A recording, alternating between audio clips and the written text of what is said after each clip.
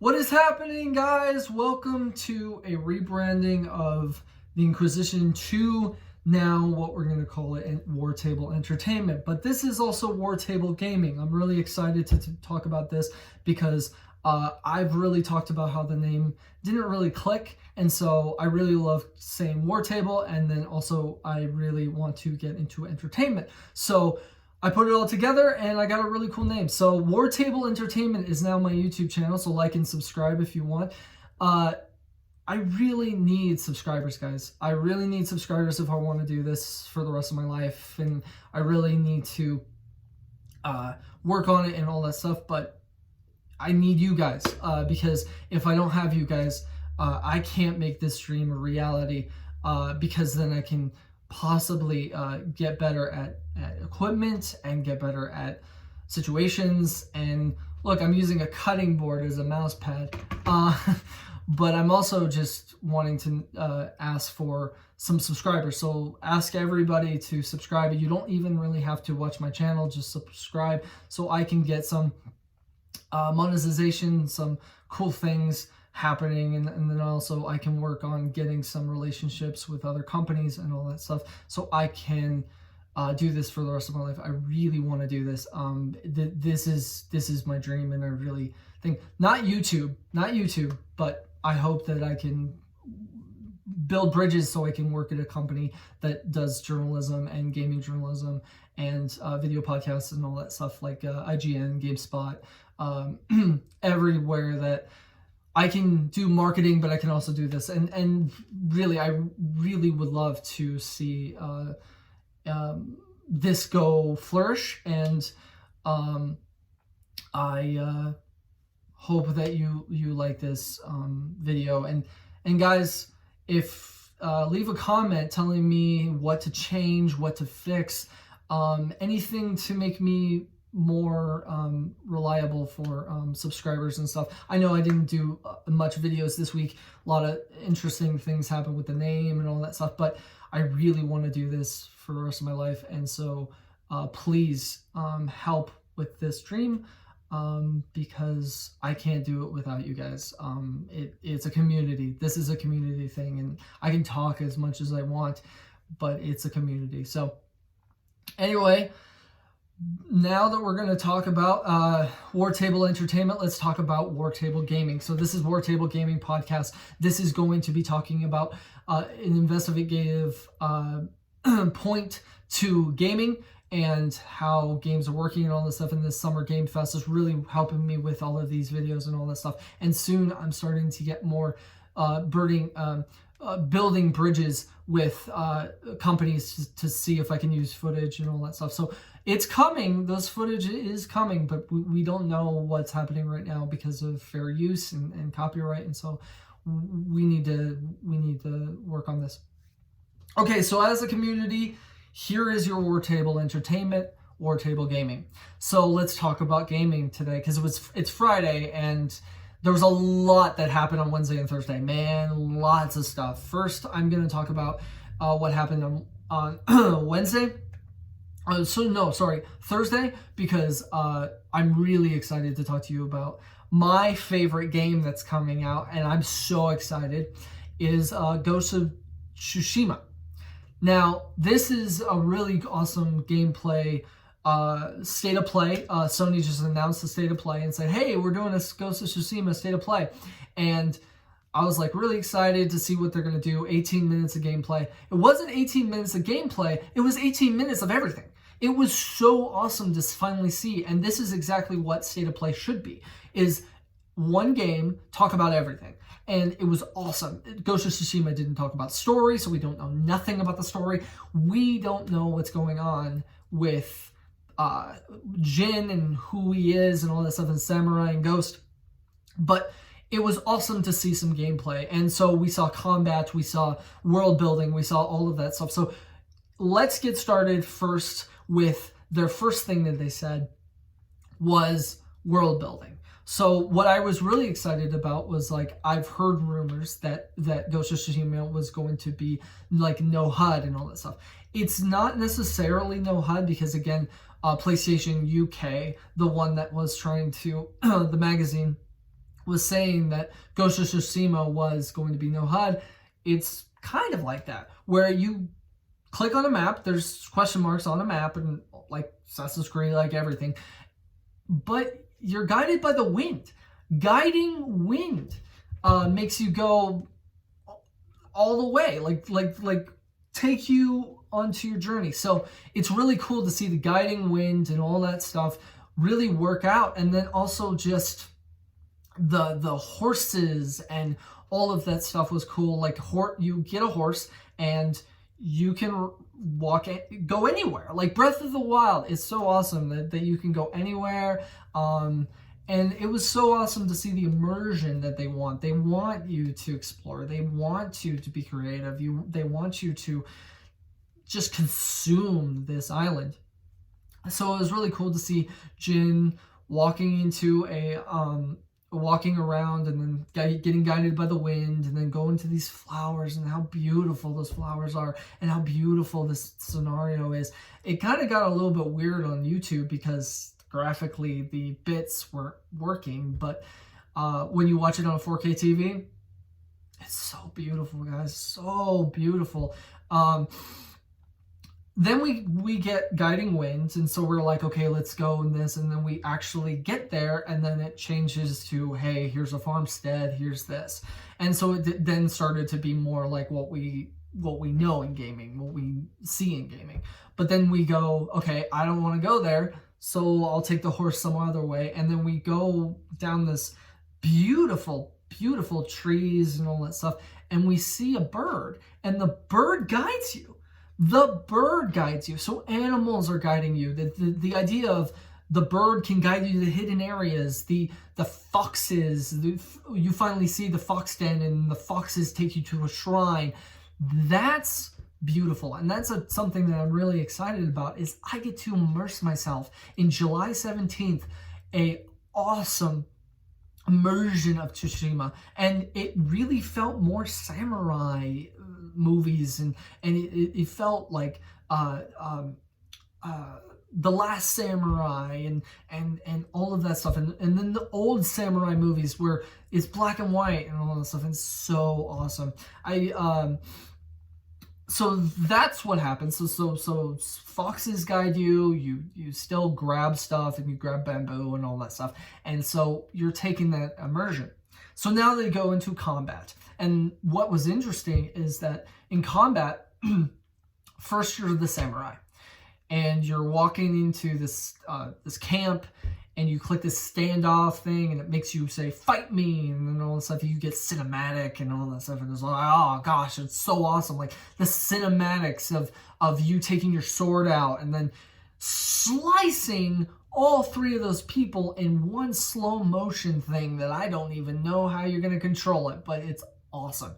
And so you can walk in all samurai, and you go in and you have stances and you stop arrows and all that stuff, and it's awesome footage of amazing look on being a samurai. And that's awesome that there's different stances. There's stone stance, stone stance was also the ghost, but there was also water stance, something like that. It was so awesome to see that, and it was great to finally see some combat, but also like, this is a samurai game that I would play. Like, I don't play From Software. Sometimes I do, but Bloodborne is the only game I played in full. But I didn't play Dark Souls. I'm trying to play Dark Souls 1, 2, 3. Like, it's just too much for me. But how hard it is, I like Ghost of Tsushima because it doesn't seem as hard as like a From Software game, which will make me play it more. And then also, I just love the immersion and the colors, man. The colors, greens and all that stuff. It's awesome. So then we get into combat of the ghost. And they said dishonorable ghost, which was interesting because it was like an honorable samurai, but you dishonorable ninja ghost character. And so you jump off a horse and you hide and you distract and all that stuff, and you kill, taking a sword and slicing, and it's awesome. But what was interesting is that, is there I have a question to ask whoever is going to answer. Is it going to be 2 versions? So I can play all samurai or a ghost, or do I play both or whatever? But I really loved how amazing it is just to play as a samurai or a ghost, and the different challenges and all that stuff. It is one of those games that have every single thing from a different game, but makes it better, and a lot better, and beautiful and all this stuff. I'm so excited to play this on the PS4 Pro. Ghost, so then we go to customization. Awesome, we get customization of like how the gear and all that stuff, and then we discover there's charms and all that stuff. So we see all of that customization, which is awesome. And then we see a photo mode, and photo mode is really cool because you get to control the wind and all that stuff. And this is one thing that I really loved. Japanese track. So you can play all of it in Japanese, which is awesome. A Japanese voice track. So that's awesome. But also you can play samurai mode or samurai cinema mode, where you play it in black and white and it looks beautiful and all that stuff. So I'm really excited to play this in color in English, and then in samurai mode again in Japanese voice track, which I'm really excited to do. And so that's going to be a fun time. I might show gameplay footage of that when that game comes out. Hopefully I'll be able to do that. I'm working on and emailing people, and it's working. So if you know anybody, or if you know things and help me with those things, that'd be great, guys. So Sucker Punch is working on this, and it really looks awesome, and I'm really excited to see more. So it's going to be awesome to see what's going to happen, and what's going to be the great thing that we as people see this game and go, awesome, this is a samurai world. This is Tsushima, Tsushima, I don't know, but it's an awesome island, and it looks like Breath of the Wild. So I'm really excited to see what is going to happen. So here we go. So details on this Ghost of Tsushima. Now let's talk about another game that's coming out on July 17th that just got announced. Nintendo announced a new Paper Mario. This is awesome. Paper Mario and the Origami King trailer. Man, that was a really interesting trailer. First it starts into a really weird peach that was folded, and then you find out about the Origami King, and it's really cool. Like Bowser's folded. Like it looks like a fun game to play. I don't know about the combat. There's a little ring combat or whatever and the thing, but I just love a Mario game. So I love how Color Splash, it kind of feels like Color Splash. So who knows what's going to happen. Some Paper Mario games don't work well, and so we'll see how this Paper Mario works. But this was great. This was great to hear that Nintendo is still having something coming out soon, because Animal Crossing is the only thing. And I have Animal Crossing, but Animal Crossing, I'm still playing it, but now I want another game. So I'm really excited to see where it's all going, where we're gonna go from there. Now let's talk about Ubisoft, because that was another cool thing that we heard. Ubisoft has the 2020 fiscal year and the 2021 fiscal year, so the Q4 and all this stuff, but they have one more game. So they have Assassin's Creed Valhalla that's coming out. They have Watch Dogs Legion. They have Gods and Monsters, which looks great, but I want to see gameplay.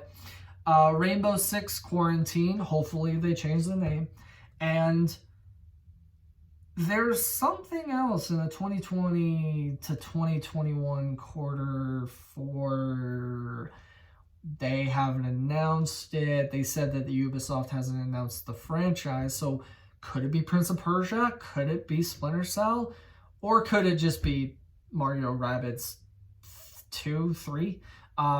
who knows, that this is really exciting to see that Ubisoft has still something up their sleeve that's going to come out sooner than later. So it's going to be awesome to see Ubisoft have their thing. And man, Ubisoft is doing great.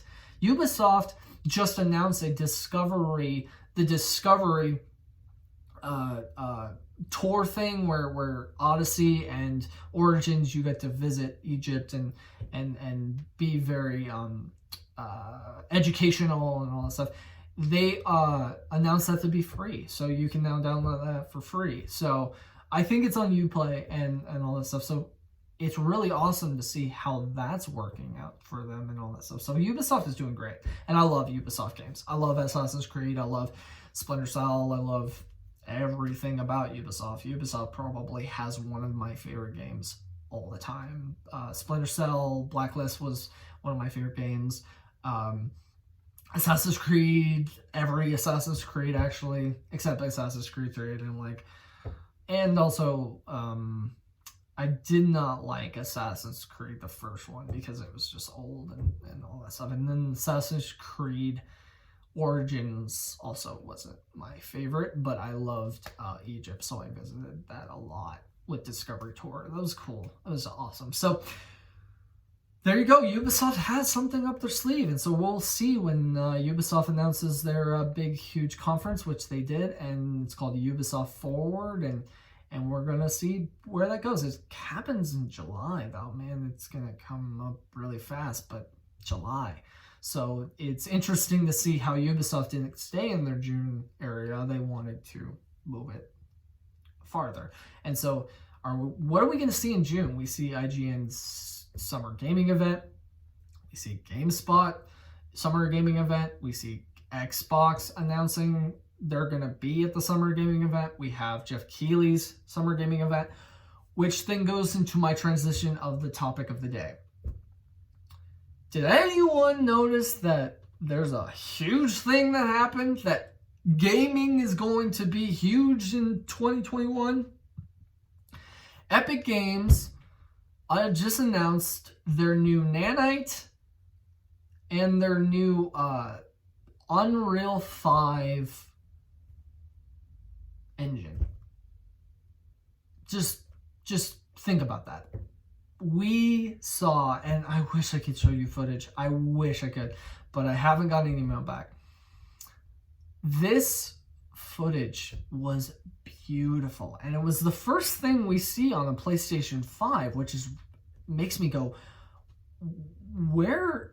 That's PlayStation 5? It better be that way, because man, that was the most beautiful thing I've ever seen. It was beautiful. It was realistic. It was so much fun.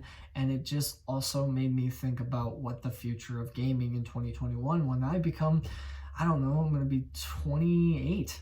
So, no. I'll be 27. And so, no, I'll be 26. No. Yeah, I'll be 26 and then 28 in that last year of this gaming. This is awesome. I'm going to be in that generation where we're going to see live graphics. This is so awesome to see. And Jeff Keighley said this was going to be the most important thing for the schedule of the Summer Gaming Fest, and it was, because it was the future of gaming. It was the future of everything, because Tim Sweeney, they interviewed him, and he said it's also going to work in film. It's also going to work where we now can probably have cheaper moments. We can have cheaper games, not cheaper games, but cheaper ways to make games. The idea that this is going to fix some of the issues that we have in community and all that stuff, and crossplay and all of that stuff. It's so interesting to see Tim Sweeney taking the role and just putting it out there. It is so interesting to see also GDC. We're kind of seeing the ramifications of GDC, where this was going to be a playable demo. Then we were going to see what PlayStation 5 with the Cerny thing. We are so into now what's going on. And it's also really interesting to see PlayStation's marketing, because this is marketing for them. They just used and attached themselves and everything. And now everyone's talking about the PlayStation 5. They still haven't announced anything except the DualSense. this is what's interesting about next gen is that Xbox just put everything on the plate. PlayStation still has a lot to show, and they might show something big. I don't know. This was interesting. This was so cool to see SSDs and all that stuff, and it was awesome to see so many things. I'm not computer graphics guy or whatever, but man, my brother even looked at it, and it was so awesome to see him go, what? We could do that? And all that stuff. So triangles and polygons and all that stuff. It was awesome. It was really great to see, and I applaud Tim Sweeney for being that gaming genius and all that stuff. And so we'll see how that works, because again, we also know that God of War makes their own engine. Santa Monica has their own engine. Naughty Dog has their own engine.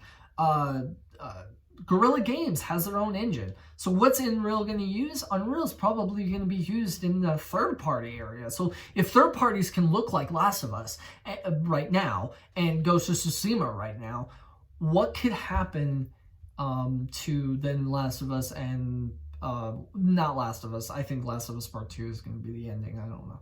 But we'll see. But Ghost of Tsushima, this new franchise, could be a franchise, and we could see a sequel in different engine, but a lot more smarter engine. So, and then also Tim Sweeney saying that PS5 is better than some high-end PCs. That's going to get expensive.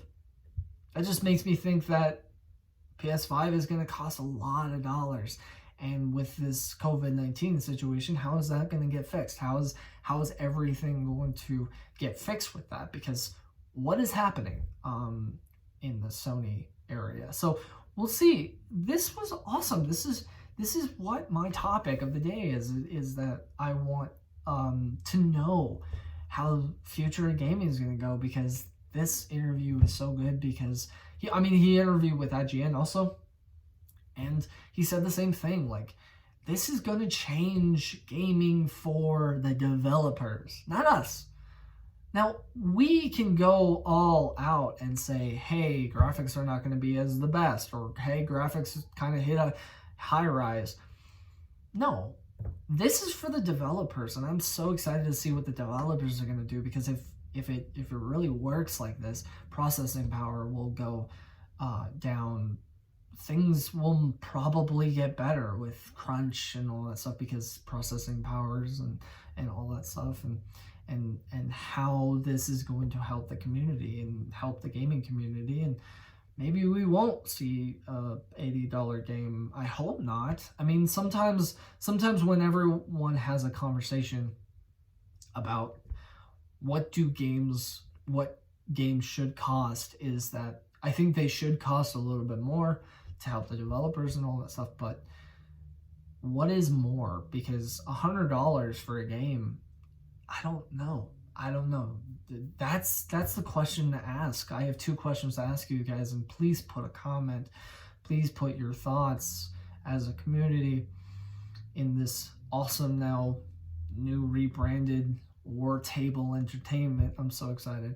I'm coming up with a logo too, which looks kind of neat. But what is the future of gaming going to be like? Because I'm really excited to see what Unreal 5 is going to happen, and also just how gaming's going to change. Are we going to get $100 games? Are we going to get $80 games? Are we going to get a price increase, or are we also going to get changes in gaming where we're not going to just get a game every month? I think we should enjoy the game that we buy, and then wait maybe 2 months and then buy another game. It takes a lot on you when you have to buy everything, especially when I'm going to be buying games just to try to make reviews and all that stuff. So it's going to be interesting to see what is going to happen, and I'm really excited to see what is going to happen and how this is all going to work, because this is awesome. This is so much fun to talk to you about, and I am so happy that I got to talk to you today, and I'm so happy that you are in my community. And whoever you are out there, please just have a great day and think about how great this situation is with gaming and how this is going to go. Positivity needs to happen more in this life because it's kind of a sucky COVID-19 world, and we really need to work together and help people and all that stuff. And so today I'm just asking for your help. I'm asking help for these subscribers and a way to help me figure out my career as a college graduate now that is trying to fix a lot of things for myself and all that stuff, and really come up with a really good idea and all that stuff. And so please like and subscribe. This is the WarTable. This is WarTable Gaming Podcast. My name is Caleb Ryan, and have a wonderful day.